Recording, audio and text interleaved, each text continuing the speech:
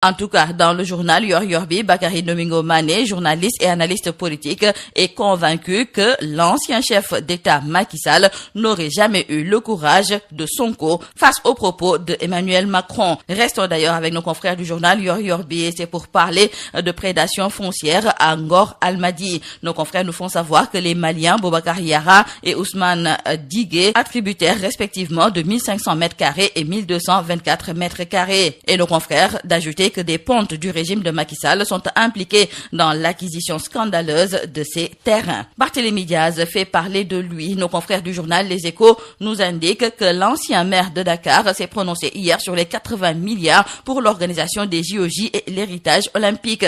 Barth descend en flammes. Diagne Ndiaye titre nos confrères du journal Les Échos. Et dans le journal L'Évidence, nos confrères trouvent que par rapport à l'organisation des Jeux olympiques de la jeunesse, il y a de l'amateurisme. Dans le journal Sud Quotidien, Barthélémy Diaz, qui faisait face à la presse, en a profité donc pour revenir sur la condamnation de ses gardes du corps, sur la mairie de Dakar et sur l'indemnisation des victimes des manifestations. Et sur ce point, nos confrères du journal Sud Quotidien nous indiquent que Barthélémy Diaz sonne la charge. Après le verdict du tribunal de grande instance de Saint-Louis concernant les 80 personnes arrêtées après des affrontements à Sor, le maire de la ville de Dakar, qui a perdu son statut de conseiller municipal, a pris la parole pour s'indigner de ces arrestations et des condamnations consécutives. Pour Barthélémy Diaz, ce n'est ni plus ni moins qu'une prise d'otage. Revenant sur les contours de ces arrestations, il a ajouté que lors de son face-à-face avec les médias, qu'il n'y a d'ailleurs aucune vidéo qui peut attester que les personnes incriminées ont commis des fautes. Il n'a pas manqué d'ailleurs de pointer un doigt accusateur vers le Premier ministre et a promis de faire face par des actes.